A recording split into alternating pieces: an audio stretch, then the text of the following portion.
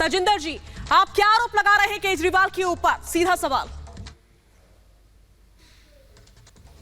देखिए, अरविंद केजरीवाल डर चुके हैं और ये डर का ही नतीजा है कि पंजाब पुलिस की 40-50 लोगों की टीम को दिल्ली भेजना।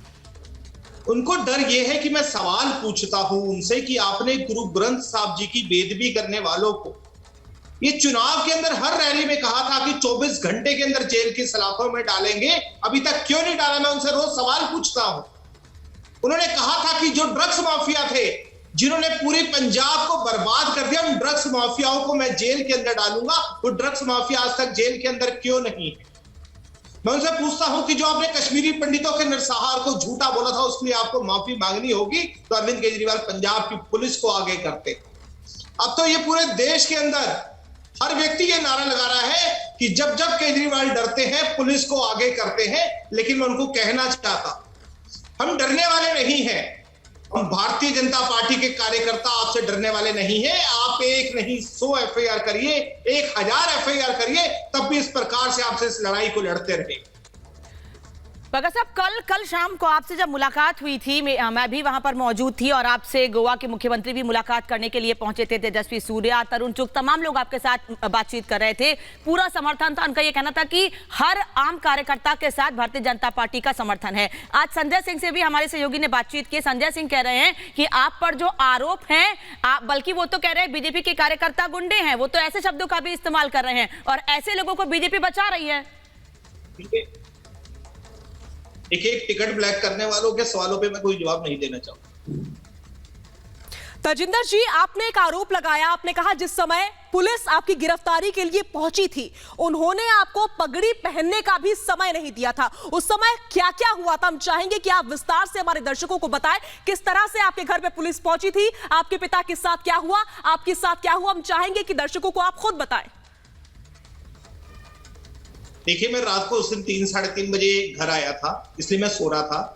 2 लोग घर के अंदर आए, एक वर्दी के अंदर थे, एक सिविल के अंदर।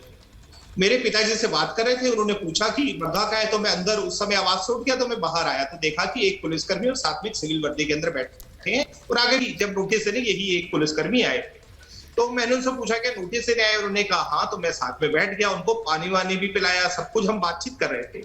तो साथ में जो उनके एक पुलिसकर्मी थे, मुझे पहले लगा वो दिल्ली पुलिस के, क्योंकि पहले भी 1-2 बार आए तो दिल्ली पुलिस के इन्फॉर्म, क्योंकि जब भी पंजाब पुलिस आती है दिल्ली पुलिस को इन्फॉर्म करना था, दिल्ली पुलिस के एक सिपाही साथ में आता है, तो मुझे लगा वो दिल्ली पुलिस कर्मी है। तो उम्र से ऐसे दिल्ली पुलिस का ही अफसर बनके मेरे से बात कर रहा था।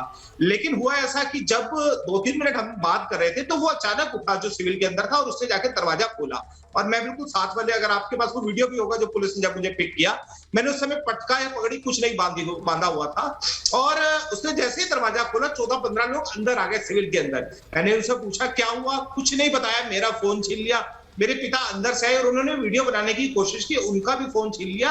और जब मैंने उसका विरोध किया, क्योंकि मतलब आप अचानक कैसे बिना वारंट दिखाए, बिना बातचीत किए क्या क्यों आप लेने आए हैं, कोई नहीं, कुछ नहीं बताया, तो मैंने उसका विरोध किया, तो मेरे और पिता के साथ मारपीट की और मेरे को हम दोनों के फोन आज भी पंजाब पुलिस की कस्टडी के अंदर है। मेरे को 7-8 लोग जैसे किसी आतंकवादी को उठाया जाता है वैसे उठा के लेके गए। अगर आप उस लास्ट वीडियो को देखेंगे, जब मेरे को पकड़ रहे हैं, कॉलर से पकड़ रहे हैं, मैंने उस समय पटका या पगड़ी नहीं बांधा हुआ, जबकि सिख रहत मर्यादा के अंदर है कि अगर आप घर से बाहर निकलते तो आपको अपना सिर कजना होता है, चाहे वो पगड़ी बांधी हो या नीचे छोटा पटका जो होता है वो बांधा, मतलब सिर को नंगे सिर बाहर नहीं जाती, सिख रहत मर्यादा के अंदर है हमारे। तो मैंने उनको बोला आप मुझे पटका बांध लेने दीजिए। शायद अगर वो वीडियो पंजाब पुलिस ने ही जारी किया है, जो घर वाला, उसके अंदर, हाँ, इसके अंदर आप देखेंगे तो मेरा सिर में मैंने पटका या पगड़ी नहीं बांधी हुई। तो अगर इसका ऑडियो हो बीच में तो आपको वो ऑडियो चलाना चाहिए। उसके अंदर मैं बार बार कह रहा हूं मुझे पटका बांधने दीजिए, मुझे पगड़ी बांधने दीजिए। बेशक वही वीडियो हम लगातार दिखा रहे हैं। ब्लू कलर की ड्रेस के अंदर है, उसने भी कहा इन पुलिस अफसर को, क्योंकि पटका बांध लेने दो, तो पुलिस अफसर कहते हैं आप इसको पंजाब पहुंच के ही पटका पहनाएंगे। फिर जब मुझे गाड़ी में डाल दिया गया तो मैंने इनको बोला आपने गलत किया है, आपने मुझे पगड़ी या पटका नहीं बांधने दिया, मैं आपकी कंप्लेन करूंगा। तो फिर उनका जो अफसर एक आगे बैठा हुआ था, जो गाड़ी चला रहा था, उसने कहा कि देखो पीछे कोई पगड़ी पड़ी होगी, इसको दे दो। तो उसने मुझे एक ब्लू कलर का कपड़ा दिया और मैंने फिर गाड़ी में जब लगभग हम दिल्ली बॉर्डर के पास, तब मैंने उसको वो बांधा और उसी को मैंने फिर फाड़ के एक पटका बना के अपने सिर पे बांधा। भगत साहब, जब आपको पुलिस लेकर गई थी, दिल्ली से लेकर आपको पंजाब लेकर जाया जा रहा था, वहां हरियाणा पुलिस ने रोका भी था। क्या आवाज चली गई है? एक सेकंड। तजिंदर जी, हम आपसे जानना चाह रहे हैं कि जिस समय आपके घर पर पंजाब पुलिस पहुंची, उसके बाद से आपने आरोप लगाए हैं कि आपको आतंकियों की तरह लेकर जाया गया, 50 पुलिस वाले पहुंचे थे। आपने आरोप यह भी लगाया है कि आपके पिता के साथ भी मारपीट की गई है। हम चाहेंगे कि आप पूरा घटनाक्रम बताएं, उसके बाद से आपको किस तरीके से कुरुक्षेत्र तक ले जाया गया, वहां पर हरियाणा पुलिस ने आपको रोका। हम चाहेंगे कि डिटेल में आप दर्शकों को बताएं जरा कि उसके बाद क्या कुछ हुआ।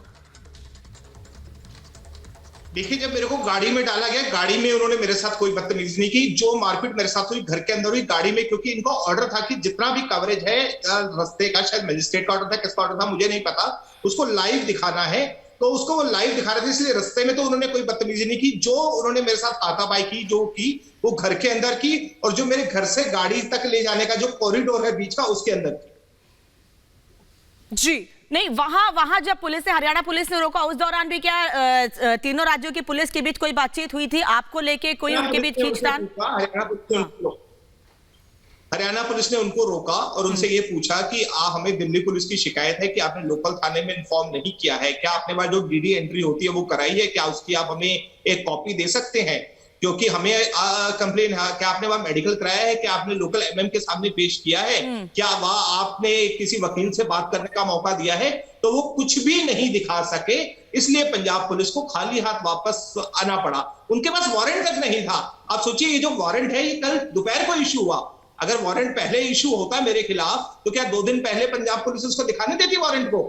मतलब अरेस्ट करने पहले आए और वारंट कल इशू हो रहा है जी। आप खुद सोचिए ना, जो वारंट आया मोहाली कोर्ट का, कल आया, और अरेस्ट करने कब आए? 2 दिन पहले। तो उनके पास तो वारंट तक नहीं था अरेस्ट करने का। बेशक। तजिंदर जी, आप सोशल मीडिया साइट्स पर, खास करके ट्विटर पर काफी ज्यादा एक्टिव रहते हैं। एक आपका ट्वीट मुद्दा बना है, आखिर उस ट्वीट में क्या था, क्या लिखा गया था जिसको लेकर के इतना बड़ा मुद्दा बनाया गया, विवाद हो गया, आपकी गिरफ्तारी तक करने पहुंच गए? ऐसा क्या था उस ट्वीट में? देखिए, मैं आपको बताता हूं, तो मेरे खिलाफ एफआईआर हुई। अगर आपके पास वो एफआईआर की कॉपी है, तो उस एफआईआर की कॉपी को आप पढ़िए कि उस एफआईआर की कॉपी में लिखा है कि मैंने अरविंद केजरीवाल को जान से मारने की धमकी दिया और ये कहा है मैं केजरीवाल को जीने नहीं दूंगा, इससे पंजाब में दंगे फैल सकते हैं, इसलिए तजिंदर बग्गा पे एफआईआर की। पहले तो मैं मानता हूं, 1 सेकंड के लिए हम मान लेते हैं ये आरोप सच है, 1 मिनट के लिए मान लेते हैं, तो पंजाब में दंगे कैसे फैल सकते हैं, इससे ये बताइए। दूसरी बात अब मैं बताता हूं, मैं टीवी चैनल के ऊपर था, मैंने अरविंद केजरीवाल जी ने जो कहा था कश्मीर फाइल्स पे ऊपर, जो उन्होंने कहा था कि कश्मीरी पंडितों का जो नरसंहार हुआ वो झूठा था, ये कहानी झूठी है, तो मैंने उनसे कहा माफी मांगिए। मैंने उनको कहा कि जब तक अरविंद केजरीवाल माफी नहीं मांगते, केजरीवाल जी को हम जीने नहीं देंगे और तब तक प्रदर्शन करेंगे जब तक अरविंद केजरीवाल इस बात के लिए माफी नहीं मांगते। अब ये तो आम बातचीत की भाषा है कि जब तक मेरा ये काम नहीं करेगा मैं तुम्हें जीने नहीं दूंगा।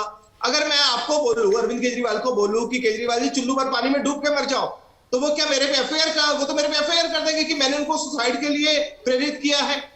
तो मैं, मतलब ये तो किस भावना के साथ। और मैं आपको बताता हूं, पंजाब हरियाणा कोर्ट ने नोटिस दिया इनको और इनसे पूछा कि क्या ये एफआईआर जो आपने की, इससे पंजाब में क्या प्रभाव पड़ता है, क्या पंजाब में इससे कोई दंगे हो सकते थे, पंजाब में इसमें क्या हो सकता था, आपने पंजाब में एफआईआर क्यों की, पंजाब में एफआईआर करने का क्या कारण है? तो पंजाब पुलिस ने कहा कि हमने एसआईटी बना दी है, हमने 2 मामले और तजिंदर बग्गा के खिलाफ दर्ज हैं, जो डीडीआर काटी है। वो डीडीआर पता है कहां, क्या शिकायत है? वो मलेरकोटला के अंदर है, जहां मैं आज तक जीवन में नहीं गया। वहां पे एक मुस्लिम असलम नाम का जा रहा था, असलम को 10-12 हिंदुओं ने घेरा, उनके हाथ में पोस्टर था, जिस हिंदू का खून न खोले खून नहीं वो पानी है, उसके नीचे तजिंदर बग्गा लिखा था। असलम जो शांति प्रिय है, कानून को मानने वाला है, वो पुलिस के पास गया, पुलिस वहां पे तुरंत पहुंची, वहां पे सारे लोग भाग गए थे, लेकिन वो पोस्टर नीचे गिरे हुए थे, उन पोस्टरों को पुलिस ने बरामद करके मेरे खिलाफ डीडीआर काट दिए। मतलब मैंने वहां प्रोटेस्ट कराया और जब पुलिस आने वाली थी मैंने वहां पोस्टर गिरवा दिए ताकि पुलिस को सबूत मिल जाए, और जिस इलाके में मैं आज तक गया ही नहीं हूं। दूसरी शिकायत सेम पोस्टर की लगाई वहां से 200 किलोमीटर दूर, कौन सा पुलिस स्टेशन है मैंने आज तक नाम भी नहीं सुना, मुझे नाम भी नहीं ध्यान आ रहा, मुझे नाम भी ध्यान नहीं आ रहा एक्चुअली किस पुलिस स्टेशन में वो की है। वहां पे पुलिस की जिप्सी जा रही थी, बस स्टॉप के ऊपर मेरे नाम और मेरे फोटो के साथ पोस्टर लगे थे जिसपे लिखा था जिस हिंदू का खून ना खोले खून नहीं वो पानी है, और उसको पुलिस ने पोस्टरों को उतार लिया है और मेरे खिलाफ कंप्लेन लिख दी है, मतलब इन्वेस्टिगेशन चल रही है। तो आप सोचिए किस तरीके से ये कोई भी कहानी सुनेगा ऐसा लगेगा कोई फिल्मी कहानी चल रही है। और लोग आते हैं, पोस्टर लगा देते हैं, ना पोस्टर लगाने वाले का पता है, ना प्रेस का पता है, कोई आके चुपके से लगा गया, पंजाब पुलिस पहुंचती है, ना दिखाने वाला मिलता है, ना लगाने वाला मिलता है, लेकिन मेरा नाम मिल जाता है। अभी आपको राहत मिली है तब तक जब तक मामले की अगली सुनवाई नहीं होती है बग्गा साहब, यानी कि 10 तारीख को सुनवाई होगी। कल आपको मजिस्ट्रेट के सामने पेश होना है, अपना स्टेटमेंट देना है, बयान दर्ज करवाना है। क्या मजिस्ट्रेट के सामने आपकी ओर से बातें कही जानी है, और जिस दिन आप मामले की सुनवाई होनी है 10 तारीख को, उसको लेकर क्या कहेंगे आप? क्योंकि अभी तो राहत मिल गई है, इंतजार सबको है कि आगे क्या होगा। देखिए, मुझे न्यायालय पे पूरा भरोसा है। जिस तरीके से कल पंजाब हाई कोर्ट ने अरविंद केजरीवाल के मुंह पे दोबारा तमाचा मारा है, पिछले 2 दिन के अंदर बार बार अरविंद केजरीवाल मुंह की खा रहे हैं, बार बार तमाचे खा रहे हैं। मुझे लगता है कि फिर से 10 तारीख को एक अच्छा फैसला आएगा। मुझे भारत के संविधान पे पूरा भरोसा है। ये संविधान डॉक्टर बाबा साहब भीमराव अम्बेडकर के हिसाब से चलेगा, अरविंद केजरीवाल के हिसाब से नहीं चलेगा। मैं आज अरविंद केजरीवाल को चैनल के माध्यम से कहना चाहता हूं। तजिंदर पाल सिंह बग्गा जी, एक ट्वीट आपका इतना बड़ा मुद्दा बन गया कि 50 पुलिस वाले आपके घर पहुंच जाते हैं, गिरफ्तारी होने लगती है, उसके बाद से 3 राज्यों की पुलिस आमने सामने हो जाती है। आपको क्या लग रहा है ये सब कुछ किसकी निशानदेही पर हो रहा है, किसके इशारे पर हो रहा है? ये तो सब जानते हैं पंजाब का सुपर सीएम कौन है। मुझे लगता है ये बताने की आवश्यकता नहीं है। चाहे मेरे खिलाफ एफआईआर हो, नवीन कुमार के खिलाफ एफआईआर हो, अलका लांबा के खिलाफ एफआईआर हो, डॉक्टर कुमार विश्वास के खिलाफ एफआईआर हो, प्रीति गांधी के खिलाफ एफआईआर हो, ये तो अब पूरे देश को पता लग गया है कि पंजाब का सुपर सीएम अरविंद केजरीवाल है। ये तो है सिर्फ एक मुखौटा है, और आज भगवंत मान के हाथ में कुछ नहीं है।